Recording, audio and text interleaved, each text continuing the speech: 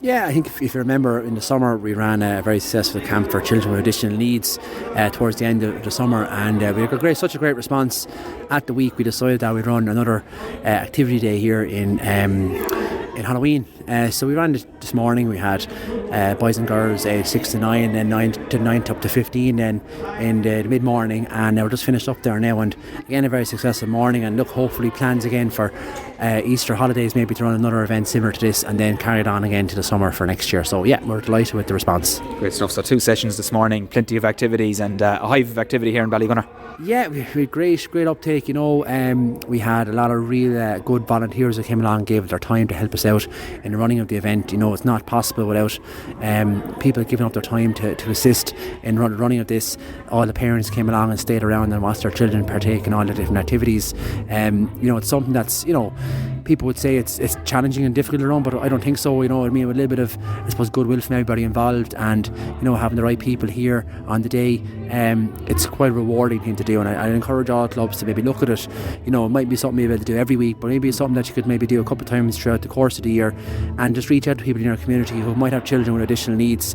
And it's a real positive way of showing that the GAA is just not all about the elite, it's also about for everybody. So that's what we're trying to do here in Waterford GAA, and this is why we're doing events like this. Great stuff. And we saw there, kids were kicking around the balls, scoring goals, balancing beanbags and the hurleys, things like that. They all went out with a smile on their face, which is what it's all about, I suppose, isn't it? Yeah, we practiced all the skills. We gave them footballs, hurleys, beanbags and everything like that. And look, they have brothers and sisters who also attended today, and they're probably going to matches, and see them come along in their jerseys, their Ballygunner jerseys, and their Town Ballydurns and Dungarvans, and they travel all the way from Waterford, and they're probably going to watch games, watching their dads or their uncles or aunties and going watching games throughout Waterford. So to give them the opportunity, especially during the summer, we got the opportunity to do it in Welsh Park. Unfortunately today the weather was just turning against us, but we had a fantastic facility out here in Ballygunner, so we had to run it indoors. So when they're in Welsh Park during the summer, they're going to watch games there, but then for them to get a chance to actually play there, I think it was special. So we're grateful for the venue we have here today. It's fantastic,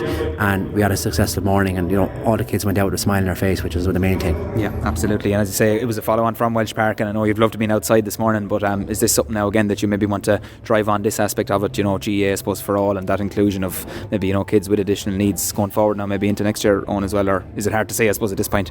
Yeah, look, definitely the plan is for summer. We'll definitely be looking at running maybe 1 to 2 camps again in the summer, the minimum one, if we can get the boy uptake again for maybe an area down in Dungarvan to run it also, maybe Farfield is the plan for next year.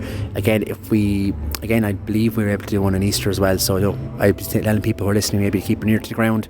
We do a lot of work in sort of collaborating with the Waterford Sports Partnership, who help get the message out about today.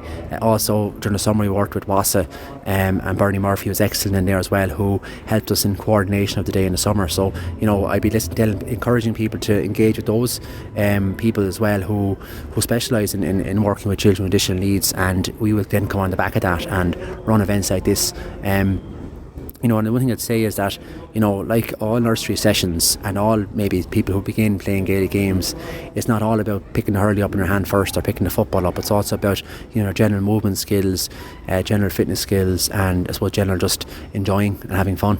So, that's what today is all about. That's what the summer camps are all about as well. And hopefully then, as I said earlier, if we can encourage a few more clubs just to look at it maybe a couple of times throughout the year, to look at people in your community who might have children with additional needs, and provide something for them. Might be a couple of times throughout the course here, but that shows that the club is even more welcoming. We all know the clubs are welcoming to everybody, but we just want to showcase it even more. So that's what we're trying to do with events like this. Yeah, great stuff, and plenty of other projects ongoing at the minute. I know we'll have more during the week as well. The under 12 talent academy squad's going well as well, and various coach ed projects coming up as well. So it's all go, as the fella says. Yeah, it's massive. We're probably kind of coming into maybe, I suppose, arguably maybe late December, maybe quieting out a little bit, but I suppose the way the year has gone, I think you still have a lot of championships running. Our 20s and 20 football and 20 hurling will be continually running. I suppose the guys, all the GDAs, John, Barry, David and games manager Owen Brock, doing Trojan work in terms of supporting our schools, supporting our clubs. We have a lot of coach education stuff coming up as well over the course of the next few months as well. So it's a chance for people to refresh, look at the following year, look at planning in their club. Can we actually improve our club structures, which is always continuously improving. It's always a constant thing. It's constantly changing. One year you might have great numbers, next year you might have smaller numbers, but it's also about, I suppose, maximising the potential in your area.